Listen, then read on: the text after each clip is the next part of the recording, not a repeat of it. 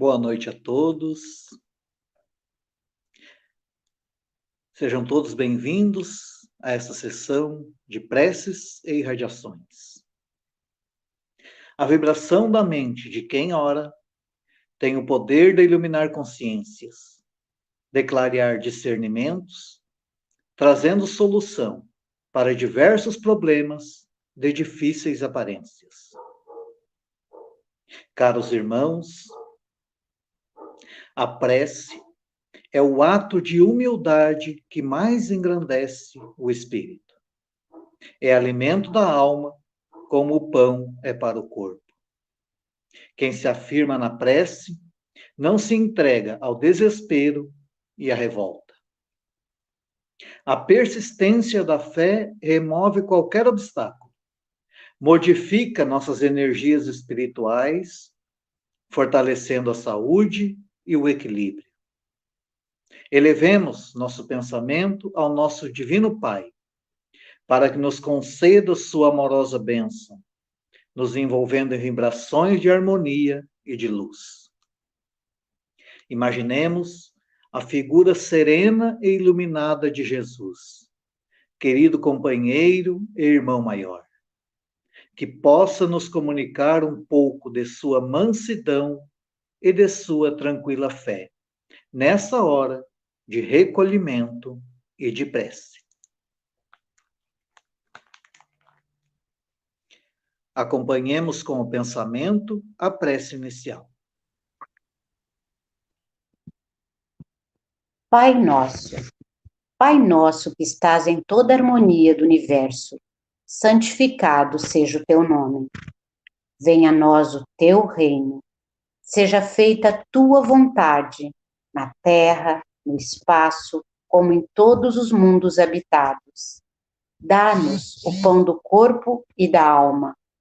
Perdoa as nossas faltas, as nossas impurezas e imperfeições, e dá-nos o sublime sentimento do perdão por aqueles que nos tenham ofendido. Não nos deixes sucumbir às tentações da matéria, à cilada dos espíritos mais imperfeitos do que nós, mas envia-nos, Senhor, os bons para nos esclarecerem. Que um raio de tua santíssima luz se derrame sobre a humanidade sofredora. Assim seja.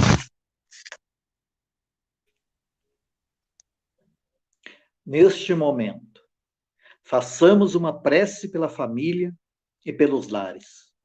Vibremos pela paz e a concórdia no ambiente que convivemos. Mentalizemos nosso lar e nossos familiares.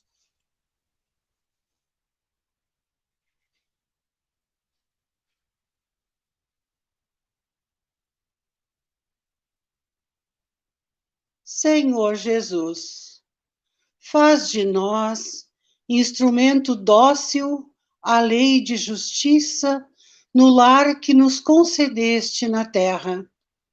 Auxilia-nos na grande escola da família, a assumir os nossos compromissos perante a lei de Deus.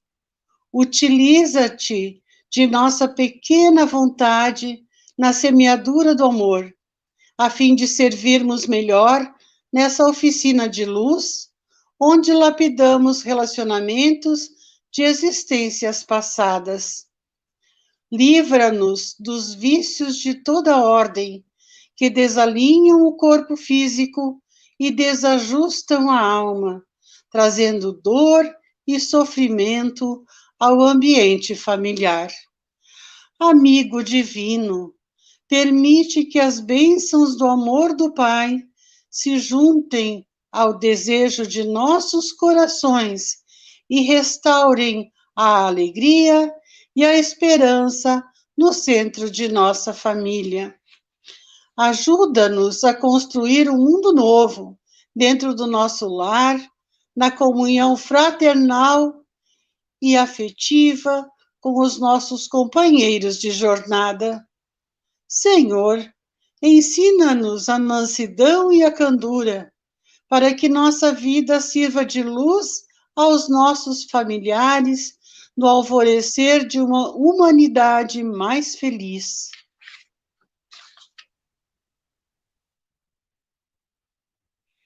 Oração pelos jovens. Senhor, volvemos nosso pensamento a Ti para suplicar pelos jovens, pelas crianças e implorar Tua misericórdia por aqueles que se deixaram levar pelos insanos caminhos do vício, por aqueles que agora, na pátria espiritual, jazem inconscientes do seu próprio estado, por aqueles que abandonaram seus lares e hoje o remorso é chaga viva a invocar o perdão.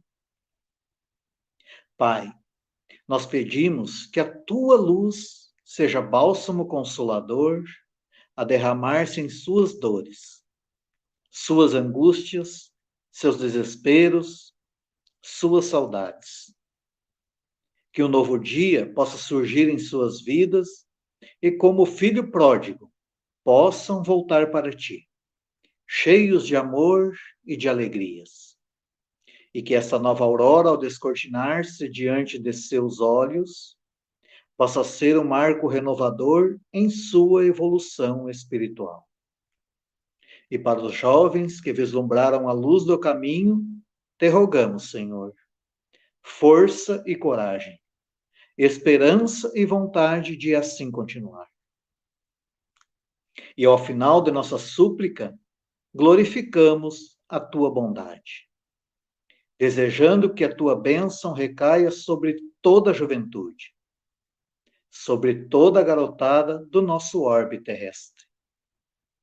E que ao alvorecer de um novo dia em suas vidas, possam, jovens e crianças, encontrar uma mão amiga que os conduza pela senda do bem, descortinando-se para eles um novo viver, pleno de realizações, de trabalho, de estudo, de alegrias, de felicidade, de amizades, sentindo em Ti, Mestre adorável, o caminho, a verdade e a vida. Que assim seja.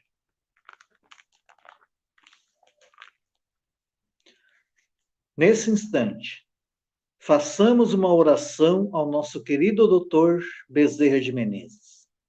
Vibremos por todos os necessitados, enfermos do corpo e da alma, para suportarem seus sofrimentos com muito amor e muita fé.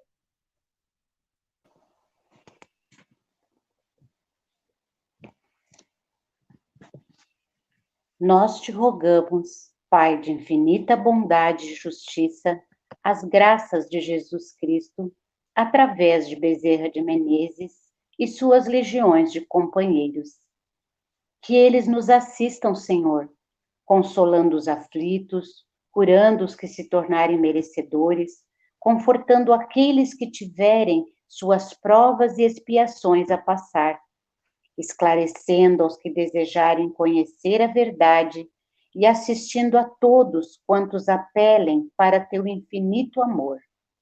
Jesus, divino portador da graça e da verdade, estende tuas mãos dadivosas em socorro daqueles que te reconhecem como dispenseiro fiel e prudente. Faze o divino modelo, através de tuas legiões consoladoras e de teus santos espíritos, a fim de que a fé se eleve, a esperança aumente, a bondade se expanda e o amor triunfe sobre todas as coisas. Bezerra de Menezes, apóstolo do bem e da paz, amigo dos humildes e dos enfermos, movimenta tuas falanges amigas em benefício daqueles que sofrem, sejam males físicos ou espirituais. Santos Espíritos, dignos obreiros do Senhor, derramai as graças e as curas sobre a humanidade sofredora, a fim de que as criaturas se tornem amigas da paz e do conhecimento, da harmonia e do perdão, semeando pelo mundo os divinos exemplos de Jesus Cristo.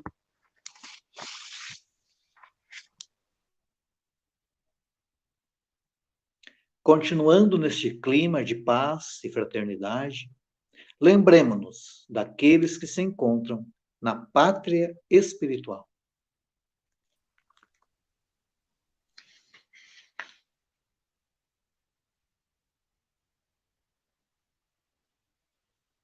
Senhor, acolhe no mundo maior todos os espíritos que acabamos de lembrar. Sabemos que a lei de justiça alcança todos e que, ao desencarnar, cada espírito leva como bagagem apenas os valores morais que adquiriu na vida terrena. Pai, tende piedade daqueles que daqui partiram, levando o orgulho e a ingratidão, e conduze-os ao arrependimento e ao reconhecimento de suas fraquezas. Fortalece, Senhor, os que levaram da terra as marcas do amor e da caridade, dando-lhes a paz do coração e incentivando-os a prosseguirem nessa caminhada. Que os espíritos sofredores recebam as suaves vibrações que agora lhes endereçamos. Que o nossos pensamentos alcancem a todos, Senhor, aliviando dores e angústias, despertando a fé e refazendo a esperança.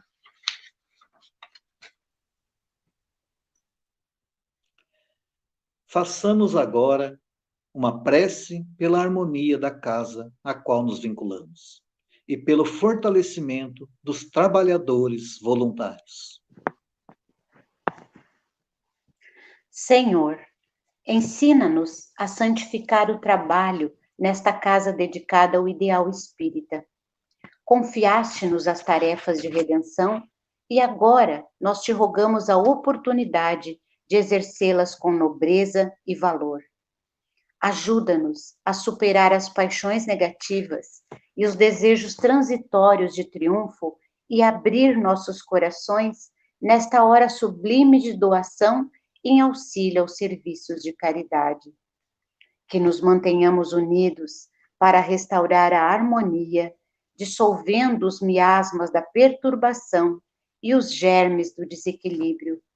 Que o ambiente desta casa fique impregnado de elementos curadores e confortadores, revestindo-se de intensa luz.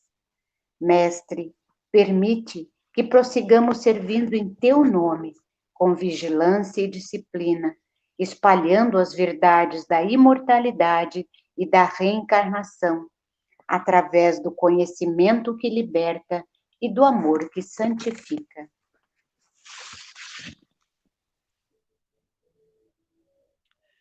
Aproximando-se a hora de encerramento dos nossos trabalhos de preces e irradiações, pedimos aos amigos espirituais que aqui se encontram, para em comunhão de pensamento conosco, entoarem a prece de encerramento ao Pai de amor e bondade infinita, para que nos dê força e orientação perfeita para trabalharmos com proveito na sua santa vinha. Prece de agradecimento. Senhor Jesus, enquanto muitos no mundo se reúnem apenas para pedir e reclamar, inúmeros irmãos devotados à fé sintonizam contigo e procuram seguir o teu comando. O Espiritismo é a grande luz que desce sobre a humanidade, apontando o rumo de uma nova era. Agradecemos pela permissão divina para renascer nesta época e podermos participar da semeadura da esperança e da luz, oferecendo à humanidade os ensinamentos para um mundo melhor. Queremos manifestar nossa gratidão por esta casa, onde podemos saciar nossa sede de amor e de claridades celestes, na fonte inesgotável do teu Evangelho. Celeste amigo, no alvorecer da nova era, já podemos sentir o pulsar do coração divino, estendendo suas vibrações a todo o planeta, prenunciando um tempo de luz, de paz, de progresso e de fraternidade para todos nós. Louvado sejas, Senhor.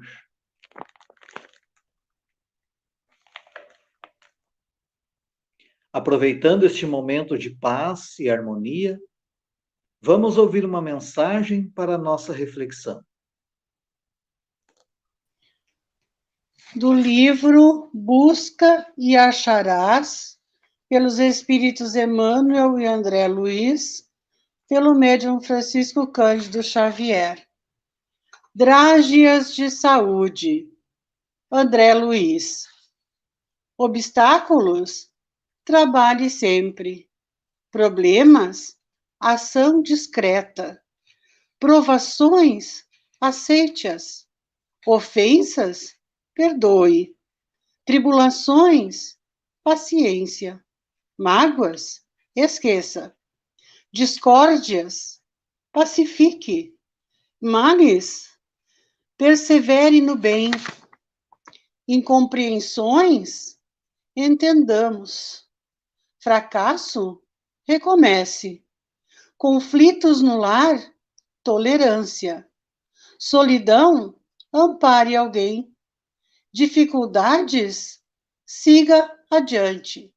Maledicência? Silêncio. Perturbações? Mais calma. Cansaço? Renove-se. Perigo iminente? Oração. Reclamações? Servir mais. Adversários? Respeite-os. Tempestades na vida? Confie em Deus.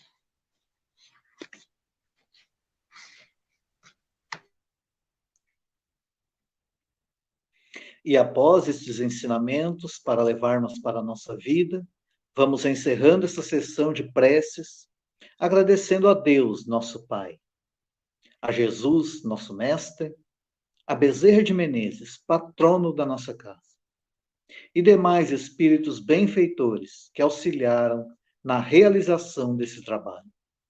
Continuemos todos neste clima de tranquilidade, cuidando dos nossos pensamentos e atitudes, para que a harmonia, agora conquistada, seja mantida nos trabalhos que prosseguem.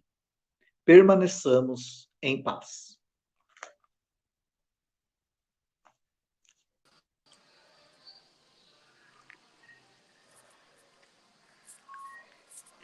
Para nossa alegria, então, na noite de hoje, vamos receber esse irmão que vem do Espírito Santo, do estado do Espírito Santo. Desculpa, Cristiano, esqueci aqui agora o nome da cidade, mas tu vai nos dizer.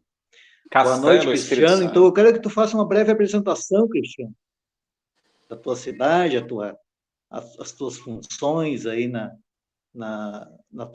tua casa espírita, enfim. Boa noite. Boa noite, me chamo Cristiano Paiva, sou soteropolitano lá de Salvador, mas estou radicado aqui no Espírito Santo, resido atualmente no município de Castelo, interior do Espírito Santo, próximo à Cachoeira de Itapemirim, a terra do Roberto Carlos, e sou trabalhador do Centro Espírita Luz e Trabalho. Atualmente trabalho no setor de comunicação social da Casa Espírita. E já estive aí no Rio Grande do Sul, gostaria de estar pessoalmente com os amigos da Casa Espírita, mas a situação não permite, não é mesmo? Mas é uma região que eu me sinto muito em casa pela quantidade de vezes que já fui aí no estado do Rio Grande do Sul. Gostaria imensamente de agradecer ao Arley, à diretoria da casa, pelo carinhoso convite. Estou sempre à disposição de vocês. E o tema que nós vamos conversar na noite de hoje, o escândalo é necessário, mas ai de quem cometê-lo. Naturalmente, a orientação de Jesus, nós abreviamos para caber no material de divulgação do estudo. Só que a orientação completa do Cristo, que está lá registrada em Mateus, no capítulo 18, no versículo 7, é: ai do mundo por causa dos escândalos, pois é necessário que venham os escândalos, mas ai do homem por quem o escândalo venha. Esta é a orientação completa. E esse estudo já foi objeto de muita polêmica, de muitas controvérsias em diversos grupos de estudo do Evangelho, não apenas nos templos espíritas, mas também nos templos católicos, nos templos evangélicos, porque existe aí um aparente paradoxo, uma aparente contradição, não é mesmo? E é esse o objetivo do estudo de hoje. Só um instante que eu vou trocar aqui de microfone para ficar melhor. O objetivo do estudo de hoje é justamente resolver esse aparente paradoxo. Então, eu costumo falar que o estudioso do Evangelho ele tem que ir com muita cautela, ele tem que ir com muito cuidado no estudo do Evangelho, para não incorrer em equívocos interpretativos. Sobretudo no estudo de hoje, nós temos de ir com muito cuidado, muito cuidado. Então, vamos compreender como é que se deu, e essa orientação serve não apenas para o estudo de hoje, mas para a interpretação de qualquer apontamento bíblico, sobretudo da Boa Nova, como é que se deu o processo de tradução de tudo que foi narrado ali por Jesus Cristo, registrado pelos evangelistas. Como é que se deu esse processo de tradução? Porque Jesus, a língua principal com que ele se comunicou, foi a língua hebraica. Mas ele também se utilizava do aramaico. Antes de tudo, gente, a gente tem que compreender que nós estamos aqui, na qualidade de espíritos imortais, matriculados em mais um educandário planetário, onde Jesus Cristo, governador espiritual do orbe, é o nosso divino pedagogo. E quando o Cristo veio, há cerca de 2000 anos atrás, ele veio para atender a dois importantes propósitos. Um propósito, a gente sabe qual foi: atualizar o seu código de conduta moral através do seu evangelho. Atualizar o código de conduta moral. O outro foi aferir resultados. Aferir resultados, que não é o propósito do estudo de hoje. A gente não vai entrar nesse mérito da aferição de resultados. Resultados espirituais de nós alunos.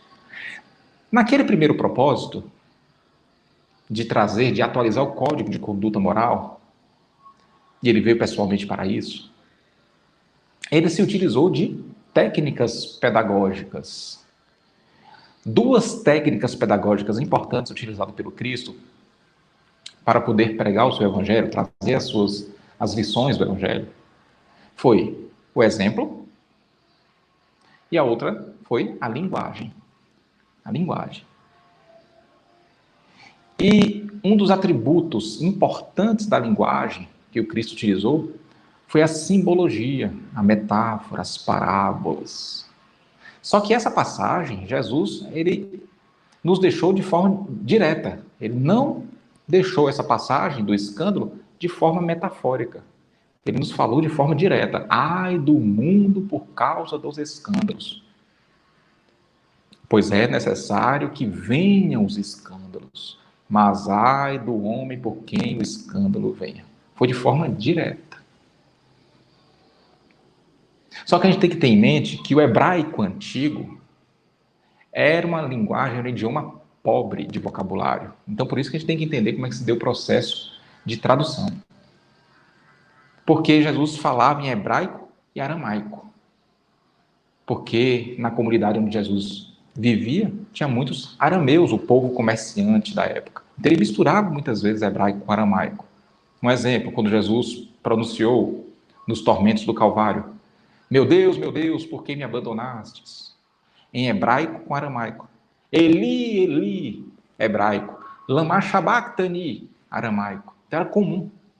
Só abrindo parênteses aqui, que essa fala de Jesus não representava nem um pouquinho uma falta de fé do Cristo em Deus. É porque a gente não tem o conhecimento da cultura do povo judeu e a gente comete equívocos interpretativos. Também não cabe no estudo de hoje, mas não tinha nada a ver com falta de fé ou medo do Cristo. Fecha parênteses. Muito bem. Então, Jesus narrou essa passagem do escândalo em hebraico e aramaico. Foi registrado por Mateus em hebraico e aramaico. Foi traduzido por um amigo de Mateus, porque Mateus não era especialista na língua grega. Foi traduzido para o grego, um grego que não existe mais, um grego na época chamado grego koiné, um grego de 8 vogais. Então, foi traduzido para o grego. E depois é que foi traduzido para o latim antigo, depois para o latim moderno, a Vulgata, e depois para as demais línguas. Então, nesse processo de tradução, muitas vezes, não se passava o verdadeiro pensamento do Cristo, daquilo que o povo da Galileia de fato ouviu de Jesus. Por quê? Porque o hebraico antigo era uma língua pobre, de poucas vogais. Quando foi traduzido para o grego koiné, um grego de 8 vogais. Depois foi traduzido por tradutores informais que cometiam pecados na hora de traduzir, porque não cuidavam da parte do contexto. Não cuidavam de transliterar. O que é transliterar? Transliterar é considerar o contexto. Um exemplo. Se eu falar aqui para vocês, eu trouxe um balde de manga da roça, traduz para o inglês. Para eu traduzir para o inglês, eu tenho que entender o contexto. Porque manga, ele tem diversos significados na língua portuguesa. Tem a manga do verbo mangar, tem a manga peça de um veículo, tem a manga de camisa e tem a manga fruta. Eu trouxe o que da roça? Compreendendo o contexto, eu só posso ter trazido da roça uma manga fruta. Então, já que eu compreendi que é manga fruta, eu vou traduzir para o inglês manga fruta. Então, o nome disso é transliterar. Então, a fala do Cristo, a todo momento, deveria ter sido transliterada, compreender o contexto, para poder atribuir o melhor significado na tradução. Então, muitas vezes a gente não compreende certas falas do Cristo por falhas de tradução, faltou a transliteração.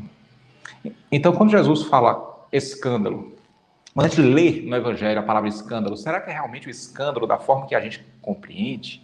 Porque se você perguntar a qualquer pessoa hoje, o que você compreende? O que é escândalo? A pessoa vai lá no dicionário. E lá no dicionário vai estar escrito que escândalo é o quê? É uma indignação, é uma perplexidade ou sentimento de revolta, provocados por ato que viola convenções morais e regras de decoro.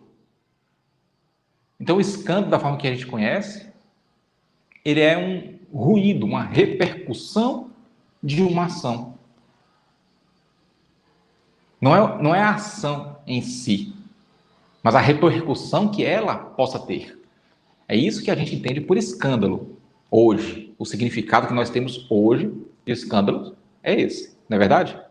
Mas é esse escândalo que Jesus quis dizer quando ele falou ai do mundo por causa dos escândalos? Obviamente que não.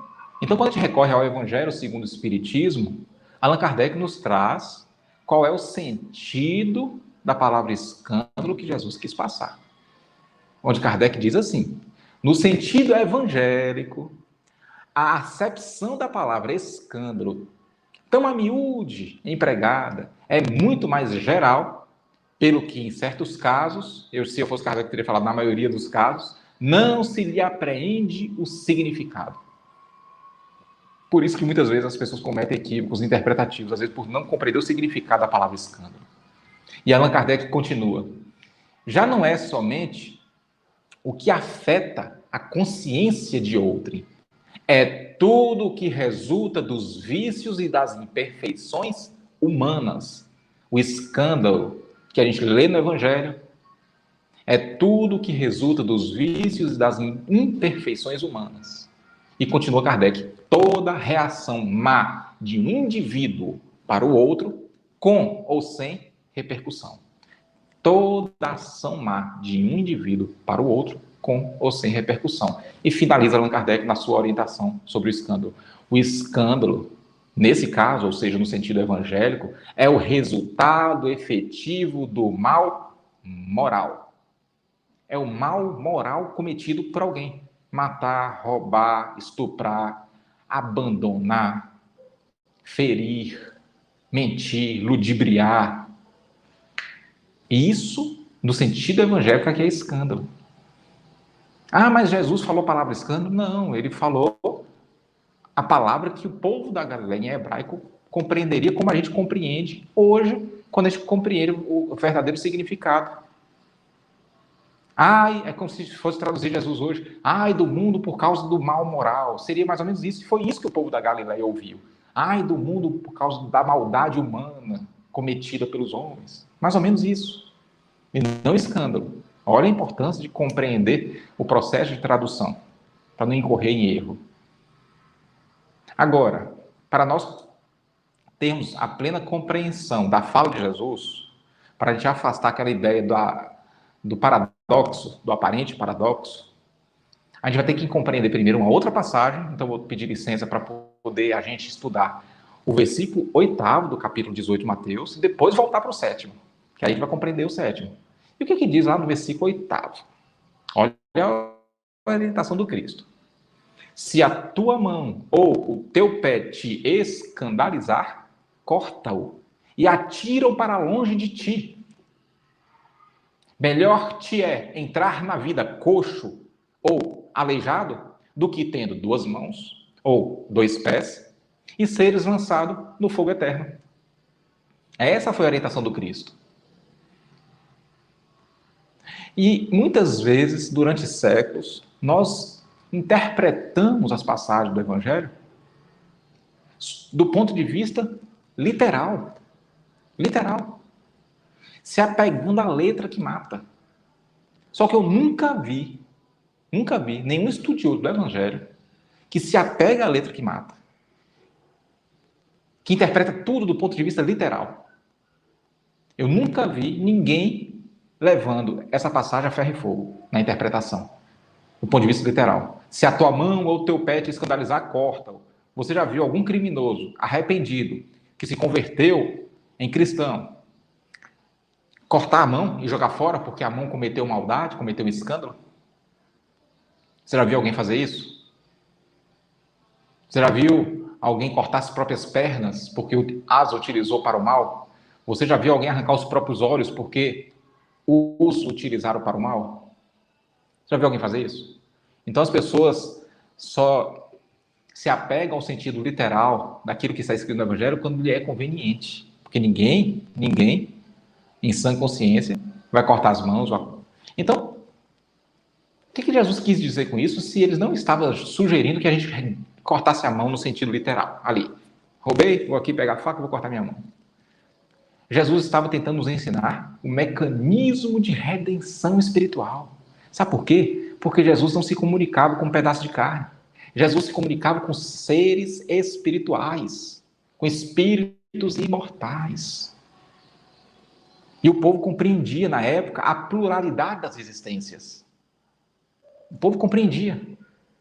Então, já que o povo compreendia a pluralidade das existências, com exceção dos saduceus, que era uma minoria, mas todos os demais compreendiam, e eu tenho alguns estudos aí no YouTube registrados, onde a gente traz essa comprovação de que o povo, na época, compreendia a reencarnação. Então, Jesus deixou essa orientação que ele explicava o mecanismo de redenção. Mecanismo de redenção. E aí, aqui a gente vai ter que clarear agora o raciocínio, relembrando qual é o mecanismo de redenção espiritual, como é que se dá o mecanismo de redenção. Porque a doutrina do Espírito nos trouxe essas orientações. Então, como é que acontece o mecanismo de redenção?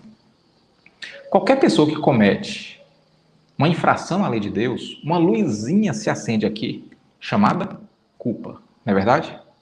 Para essa luzinha se apagar, não é um processo tão simples, não é um processo tão fácil. Quem dera se a luzinha culpa se apagasse com simples arrependimento do ofensor. Quem dera fosse simples assim. Quem dera que a luzinha culpa se apagasse com simples perdão do ofendido. Quem dera que a luzinha culpa se apagasse com um processo ritualístico, como, por exemplo, rezar 50 Ave Marias e 50 Pai Nosso. Quem dera fosse simples assim, mas não é simples. Para a luzinha culpa se apagar, tem que passar por um processo, um mecanismo de redenção. Como é que se dá esse mecanismo? Dificilmente alguém consegue apagar a luzinha culpa ainda encarnado. A pessoa desencarna, a luzinha culpa no plano espiritual se converte em dor moral. O sofrimento do espírito no além-túmulo se chama dor moral. Dor moral muito grande é o inferno muito grande. Dor moral pequena é o inferno pequeno. A criatura que não sofre dor moral está no céu, entre aspas. Não importa a religião, não importa a crença. A pessoa que sofre no plano espiritual sofre dor moral. A intensidade do sofrimento da criatura no além-túmulo é definida pela intensidade da dor moral. E o que acontece? A pessoa está sofrendo de dor moral. Ela vai iniciar o primeiro processo do tratamento, para a luzinha culpa se apagar. Arrependimento, está lá na quarta obra kardeciana, na primeira parte, no capítulo Código Penal da Vida Futura. A pessoa vai ficar de joelho, arrependido do que fez, e ele não vai pedir a Deus para sofrer o que fez o outro sofrer. Ele vai implorar, é diferente. Implorar a Deus para sofrer o que fez o outro sofrer. E a terceira etapa? A primeira etapa é arrependimento. A segunda etapa, qual é? Deus vai conceder tudo que a gente pedir? Não. Por quê? Porque se Deus concedesse tudo que a gente pedir, imagina você um capataz, aquele que cuidava de escravos na época da escravidão. Um escravo fugia e ele arrancava a perna, o outro fugia e ele arrancava os olhos. Ele abusava sexualmente das esposas dos escravos. Imagina você se ele fosse pedir tudo a Deus. Para ele ser estuprado, para ele perder as pernas, para ele perder os olhos. Deus não ia conceder, sabe por quê? Porque ele ia cometer suicídio, encarnação pós-encarnação, por falta de robustez psíquica. Então, Deus não concede tudo, ele concede parte. E nós reencarnamos, comprometidos em ser uma pessoa melhor. Mas a gente vai sofrer um processo expiatório, de perder a perna, de perder os olhos, de sofrer um abuso sexual. Nós reencarnamos comprometidos para ser uma pessoa melhor, e caso a gente não seja uma pessoa melhor, não consiga praticar o bem conforme a gente deseja, a gente vai ter que passar pela expiação. Porque, anota aí, quem tem um caderninho, anota. No mundo de expiação e prova, ninguém reencarna para sofrer. Expiação, sofrimento, é exceção à regra. Ninguém reencarna fadado a sofrer. Todos nós reencarnamos sujeitos a sofrer. Sujeito, gente. Porque na primeira epístola de Pedro deixa claro, o amor cobre uma multidão de pecados. Se a gente praticar o bem conforme a gente programou, porque ninguém programa o mal, no dia do acerto de contas, a dívida vai ser suspensa por tempo indeterminado. Fecha parêntese. Então a gente reencarna. Na maioria das vezes, a gente não se entrega ao comportamento altruísta, à caridade, não vai ao encontro do coração necessitado por uma questão de inclinação moral, porque vem a amnésia. É muito difícil resistir às tentações na idade espiritual que a gente se encontra. Então, na maioria das vezes, acontece a expiação. Aquela regra do amor cobra a multidão de pecados, infelizmente, na maioria das vezes, não é aplicada porque a gente não pratica o amor. Não é verdade? Muito bem. No dia do acerto de conta, o que vai acontecer? O escândalo. O que é o escândalo mesmo, segundo a interpretação do ponto de vista evangélico trazido por Kardec? É o resultado efetivo do mal moral. Então, é necessário que aconteça o escândalo. Então, uma pessoa que sofreu ali num deslizamento de terra, é escândalo? Não. Por quê? Porque não foi mal moral, foi o mal da natureza. A pessoa que desencarnou com um raio na cabeça, mal da natureza, não é mal moral. Eu já vi muitos estudiosos aí da doutrina espírita cometendo equívocos, atribuindo os flagelos naturais ao escândalo. E não é verdade. Porque escândalo é mal moral. É uma reação má de um indivíduo para o outro. Então, não é lei da natureza. Então, digamos que eu, cristiano, cometi esses equívocos, que eu fui um capataz. E eu programei de perder os olhos, ou de ser abusado sexualmente, porque eu abusei muito das esposas dos escravos.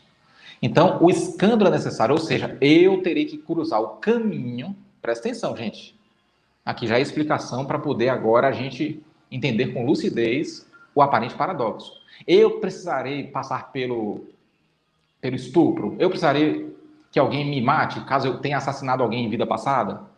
Eu precisaria passar por aquela experiência? O escândalo é necessário. Ou seja, o resultado efetivo do mal moral, segundo Kardec, que é o que Jesus quis dizer, é necessário. A pessoa tem que passar por aquela situação, porque faz parte do mecanismo de redenção. Quer gostemos, quer não gostemos, quer compreendemos, quer não compreendemos. É lei da natureza. Então, eu vou programar, se eu abandonei um filho na vida passada, eu vou programar para reencarnar e ter como pai uma pessoa que muito provavelmente irá me abandonar quando eu nascer.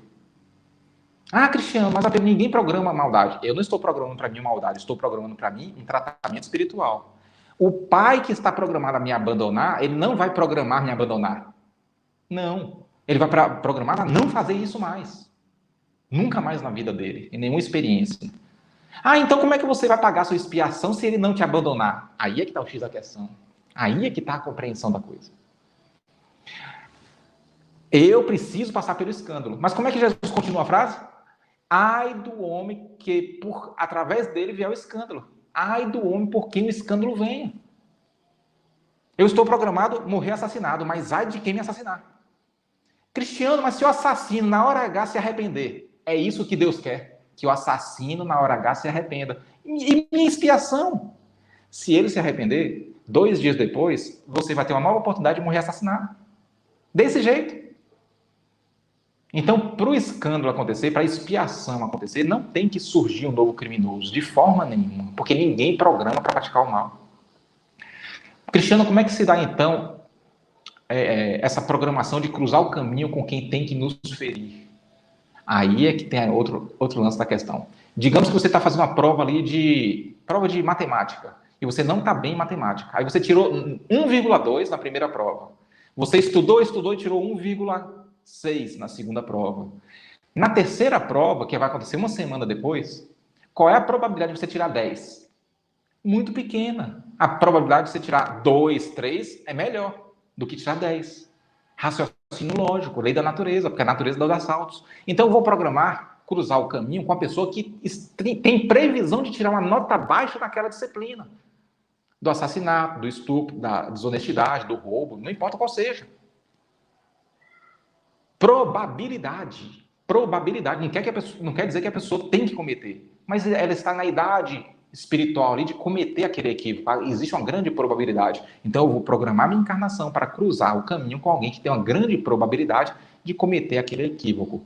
Mas não necessariamente ele tem que cometer aquele equívoco, de forma nenhuma.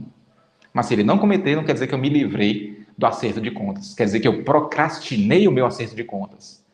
Conseguiram compreender, gente? Eu tenho que passar, não importa quem será o sujeito que vai promover aquele acontecimento. Mas eu vou ter que passar por aquilo. Cristiano, mas você vai ter que passar? Não. Se Jesus fosse falar hoje, o escândalo é necessário, nós temos hoje, como é que Jesus falaria? O escândalo não é necessário. O escândalo talvez aconteça se a gente não praticar o bem. Talvez aconteça. Por quê? Porque o amor cobra a multidão de pecados. Se eu programei ser assassinado, se eu programei que alguém me enfiasse uma faca no pulmão, numa tentativa de assalto, se eu pratiquei o bem desde quando eu nasci e sempre fui ao encontro do coração necessitado, com renúncia, com sacrifício, na hora da expiação, eu não vou ter que cruzar o caminho da pessoa que eu planejei cruzar, que enfiaria uma faca no meu pulmão ou na minha barriga. Você pode ter certeza, porque o amor cobre uma multidão de pecados. Mas, se eu me entregar às facilidades do mundo, e não for ao encontro do coração necessitado, não praticar o bem, não perdoar as ofensas recebidas, não agir com indulgência com quem erra, ficar apedrejando os criminosos, o que vai acontecer se eu faltar com essa caridade? No dia do acerto de contas, eu vou cruzar o caminho da pessoa que está tirando nota baixa naquela matéria. Não importa qual seja a matéria, o assassinato, o estupro, a ofensa, o roubo, não importa, mas eu vou cruzar o caminho com aquela pessoa que eu planejei. E aquela pessoa não necessariamente vai conseguir cometer o escândalo, porque Jesus falou, ai de quem cometeu o escândalo, então ele pode, na hora H, se arrepender. É como, entre aspas, aqui fazendo uma ilustração, é como se o leão, na hora de nos comer, se tornasse vegetariano. Pode acontecer, mas qual é a probabilidade que o leão se torne vegetariano na hora de me comer? Então, o que Jesus quis dizer, gente, foi justamente isso nessa passagem, e eu acredito que já está dando aqui, né, pelo reloginho que está aparecendo aqui, já está dando o tempo que nos foi programado. Então, para finalizar o estudo de hoje, nós temos que ter em mente que precisamos perdoar sempre a pessoa que nos foi objeto de escândalo. Por quê? Porque se não fosse ele, seria outro. Não importa quem seja. Não importa quem seja. Ah, a pessoa, o meu pai me abandonou quando eu nasci. Se não fosse ele, seria outro. Se ele não tivesse tão ruim naquela disciplina, você pode ter certeza, você planejaria reencarnar com a outra criatura que tivesse ruim naquela disciplina. Por quê? Porque o escândalo é necessário. Você ia implorar a Deus para ser abandonado porque você abandonou vários filhos no passado. Então, o escândalo é necessário. Não importa quem seja a pessoa que vai promover. E tendo essa compreensão, talvez a gente consiga se concentrar mais na justiça divina do que no erro ou na falha que a outra pessoa cometeu para conosco. Porque se não fosse ela, tenha certeza, seria outra pessoa e fica muito mais fácil de promover o perdão através deste raciocínio lógico. Que o Mestre Jesus abençoe a todos nós, muita paz, um beijo no coração de todos. Obrigada, Cristiano, pela excelente reflexão. Nós convidamos a todos, então, para a prece de encerramento. A nossa prece é a prece do anjo guardião. Convidamos a todos a sentar confortavelmente, elevar o seu pensamento a Deus e nos acompanhar com o pensamento. Espíritos esclarecidos e bondosos, mensageiros de Deus, que receberam por missão esclarecer os homens e conduzi-los ao bom caminho. Ajudem-me nas provas desta vida, dando-me forças para suportá-las sem lamentações. Desviem de mim os pensamentos ruins e façam com que eu não sintonize com nenhum dos espíritos que tentarem me induzir ao mal. Despertem minha consciência, para que eu perceba os meus próprios defeitos e retirem dos meus olhos o véu do orgulho que poderia me impedir de perceber esses erros e combatê-los em mim mesmo. A você, meu anjo da guarda, que tem por missão cuidar mais particularmente de mim, e a vocês, meus espíritos protetores, que se interessam por mim. Façam com que eu me torne digno da benevolência que me dispensam, por conhecerem as minhas necessidades. Façam com que elas sejam satisfeitas segundo a vontade de Deus. Que assim seja, que tenhamos todos uma noite abençoada, cuidando dos pensamentos.